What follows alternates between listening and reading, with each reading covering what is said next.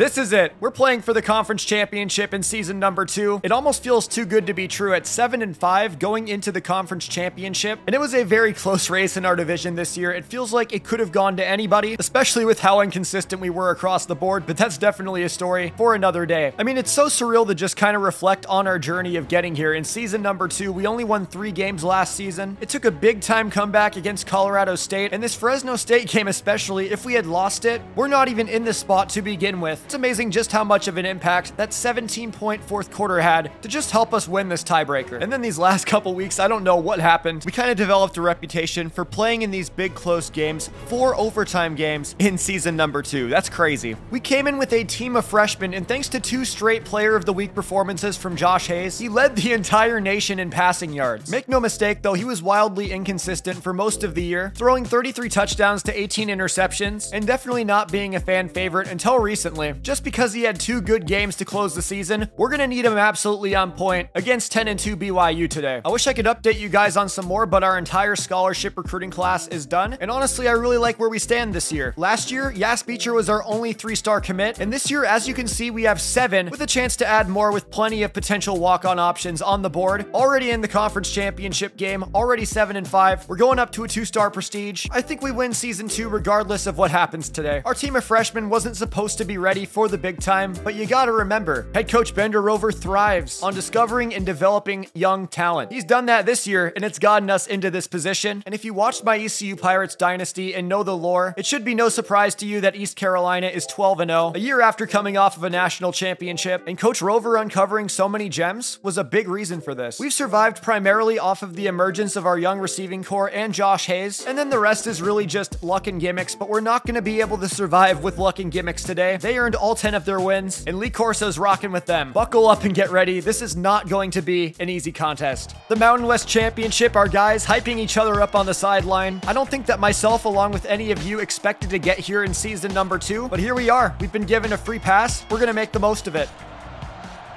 We're on the big stage in the Mountain West Championship. Keanu Rivas about 3 yards deep in his end zone to get us underway, taking it back. No blocking out in front of him. Not a very good start. We're going to have to try to stick with what's worked so far. We've gotten Sammy Graffi going early in these games. We're not getting any blocks. You see that guy on the edge just insta-shed our right tackle? Unbelievable. This could be a long game. They're keeping everybody out on the edge. Stretch run right side. Sammy, get around the corner. Nice play. He's got need for speed. Speedy Sammy with the stiff arm in 17. The reason that Josh Hayes has been so successful is because we found short passes to get him into a rhythm early on. We'll try that again. Oh my gosh, that was not the play. What? I guess it was an RPO. Our guys can't afford these miscommunications, man. Unbelievable.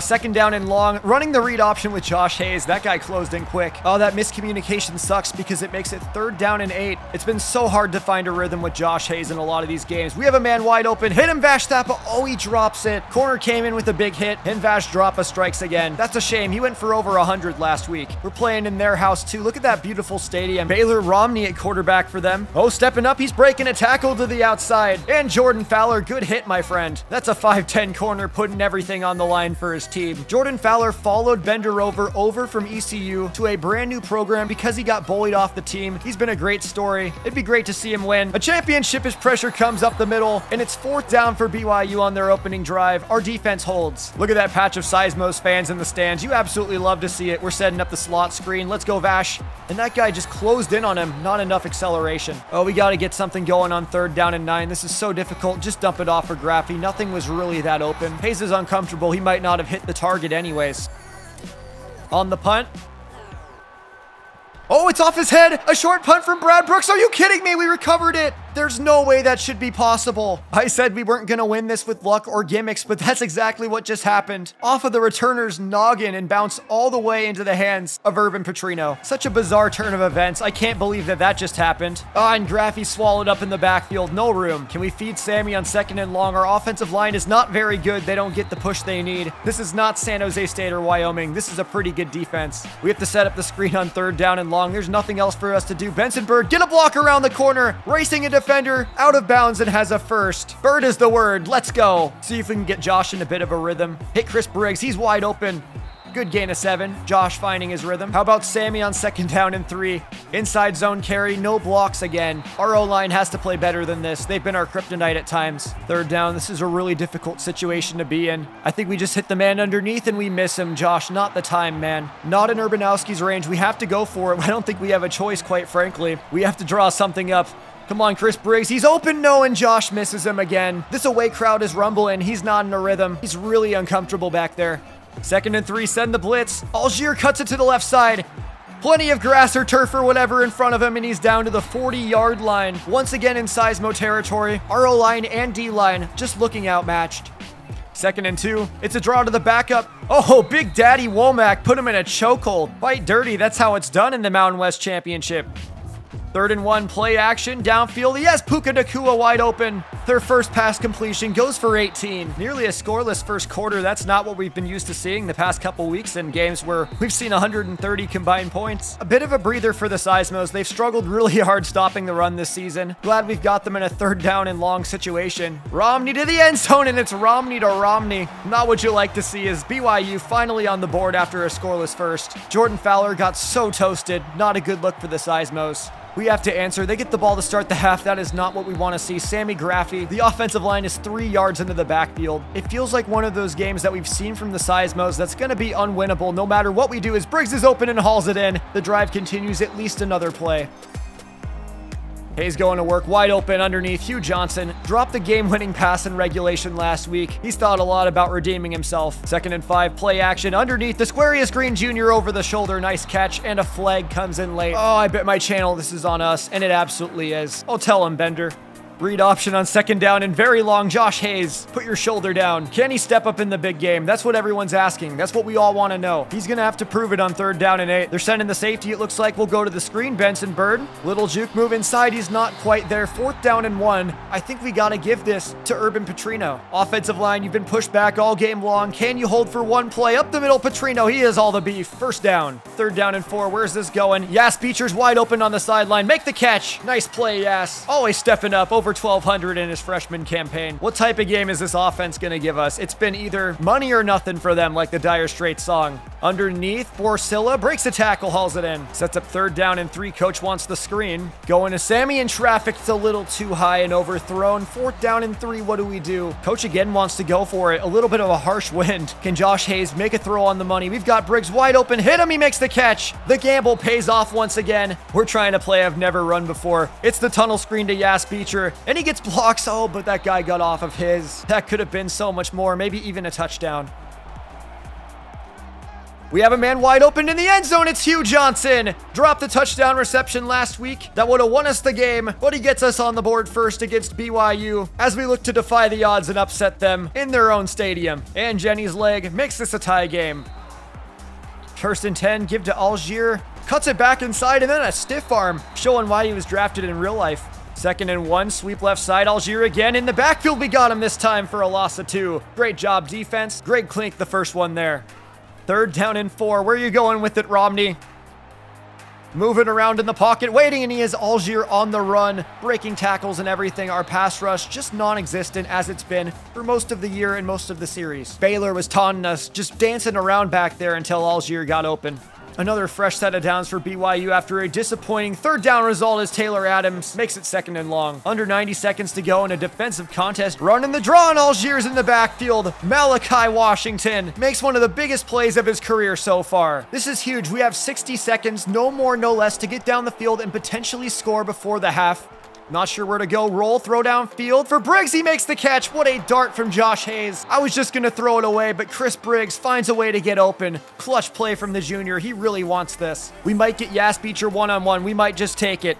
Letting it fly. Downfield. Yas has it. Oh, and he drops it. Great play from the defensive back last second.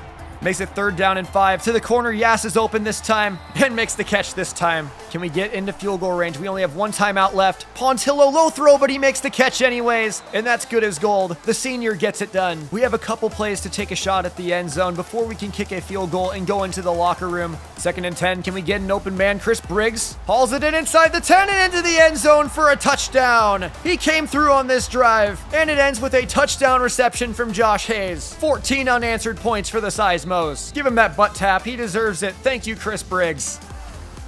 All they can do is take a shot at the end zone to end the half. Up for grabs downfield. There's only one guy in the area, and it's Greg Klink, and it's intercepted. The senior was making sure no one else got that football. I think that's his first career interception, and we're going into the locker room with a 7-point lead. This is so exciting. We've seen the Seismos development from week 1, getting waxed by East Carolina, to now hanging with BYU as that pass is knocked away. Now keep in mind, we're only 7-5, and it's only the Mountain West Championship, but this is season 2 of this football team's existence. But this is a huge confidence boost for a young team as Nick Buckley gets there. BYU runs out of time, and they have to punt again. Josh Hayes threw 6 touchdowns in a loss last week. Can he finish in this game against BYU? We're gonna have to find out. Man wide open, just take the dump off. Thomas Pontillo. 3rd and 2. We're taking Sammy Graffi every single time he's wide open in the flat. Just secure the first down. Sammy Graffi's been really good this year. It's just that the offensive line is simply not. 1st down and 10. Downfield, Borsilla in traffic. What a great throw from Josh Hayes. Put just enough spin on that football and not get it picked off.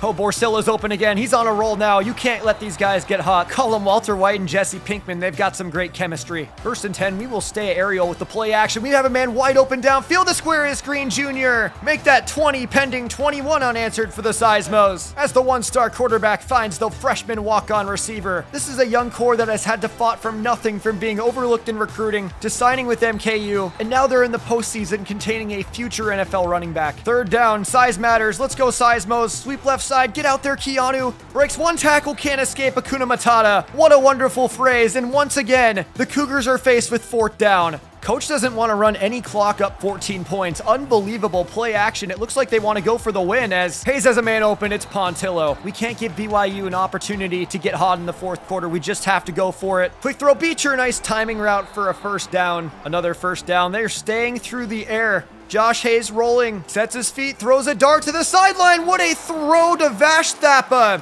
He hangs on too, and the junior has a 1st down. This crowd is stunned. They can't believe it. Only one sea of red could have possibly seen this coming. We were seen as the joke of the Mountain West entering the year, and we have something to prove with a team of freshmen who have been very well coached by Bender Rover. So fun. They want to run it with Benson Bird on 3rd down and 4. He's met at the line of scrimmage, and maybe that's why coach doesn't want to run. Jenny Urbanowski playing in one of her last games ever with the team. She's been a legendary kicker. 24 unanswered, up and through. Our team may not be the most talented, but they've gotten really hot in these last couple games of the season. Putting up so many points as Romney goes to the sideline, and he finds the fellow Romney. Are these guys brothers or something? Let me know in the comments. I have no idea. Maybe they're Mitt's kids. Who knows? 1 quarter to play. 24-7. The Seismos are erupting in Utah. 1st down and 10. Romney trying to run again. All he can do is run. You can run, you can't hide. A sack for the Seismos. Hakuna Matata in there again. And you guessed it, he's also a walk-on.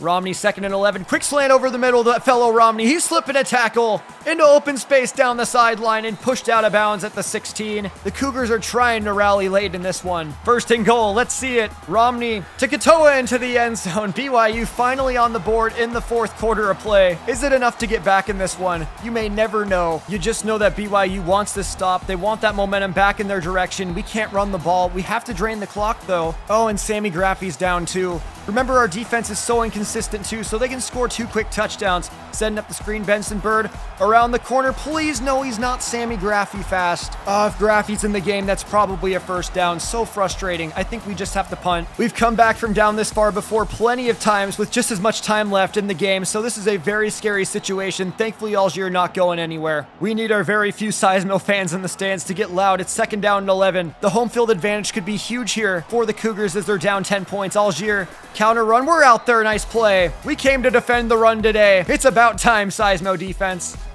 3rd and 11. Romney to the outside, and he missed his man. Shades of Josh Hayes, and we force a punt with 3:17 to go. Oh, go Keanu to the left side. He's got room. already nearing Urbanowski field goal range, and of course there's a flag at the end of the play. Man, are you kidding me? Sammy Graffy's back in the game. Is he healthy is the question, as he gets slammed for a loss of 2. Unblocked defender. He only has 19 yards today on 10 carries. We can't get anything going with the offensive line. We're gonna have to run straight at the blitzing safety. Graffy's breaking tackles up the middle for 6 yards. BYU's first timeout is gone. It might be too early to say, but 3rd and 7, this could be for the game. Out route, yes, Beecher, we got him! Step back move all the way inside the 30-yard line. Stay in bounds too and force them to use another timeout. Just do not fumble the football, Benson Bird. I am begging you, no Sammy Graffy. He has 5 yards. No more timeouts for BYU. We can't kneel the ball down just yet, but 1 first down seals the game. Benson Bird in trouble, watch out. 3rd down and 7. Josh Hayes could very well be throwing for the game. To the outside, he's got Thappa and he hangs on to it. 1st down and we can kneel the clock out. Vash Thappa held on. Josh Hayes can drop a knee into the turf, and how do you like Josh Hayes now? He's been so criticized all year long, but he shut all the haters out, aka all of you in the comments section below, and showed why he deserved at least a chance to right his wrongs. No timeouts, 1 more knee will do it, and the Seismos are Mountain West champions in season number 2. What a game, what a story. Josh Hayes is victorious, a 1-star prospect a year ago, putting it all together in just the last 2 games of his freshman campaign, and shocks the BYU Cougars, the Mountain West Conference, and all of college football. The freshmen did it for the seniors did it for the freshmen, and Josh Hayes is player of the game, showing off the trophy. And I'm taking a page out of Not the Expert's book. What a sweet, sweet victory this one has been. 24-14. God, I love winning. We all got off to a slow start in the first quarter. The question coming into the second was who was going to take over the game, and the Seismos did exactly that with 24 unanswered points from the second to the 3rd quarter. What a frickin' game. Josh Hayes doesn't have the strongest arm. He doesn't have the most accurate arm, but he's got a lot of heart and ice in his veins. These are 2 300-pound defensive linemen about to sandwich him, and he throws it straight in their eye to the end zone to Hugh Johnson. 71% completion in this one, and just under 300 yards for a player who was ultimately taking our offense over, and in the best way possible. They were bigger than us. They were stronger than us up front. We didn't have any chance of running the football today, but our shifty receiving corps has been on fire, and they stayed electric in this game. A touchdown for Chris Briggs, 5 catches for Yas Beecher, and then Vash Thappa with the game-sealing reception on the sideline. Josh Hayes spreading it around like Steph Curry, and it leads to a win. No one bust out the stat sheet today, but don't forget about the defense. Hakuna Matata perhaps having the best game of his young career, 3 TFLs and a sack, and then 2 more sacks for Jordan Fowler and Nick Buckley. We've got a young team, we've got a young defense, but they got torched in the last 2 games of the season, and we finally saw a complete contest out of them, only giving up 14 points. That was a team win. And there it is. Add the trophy to the profile.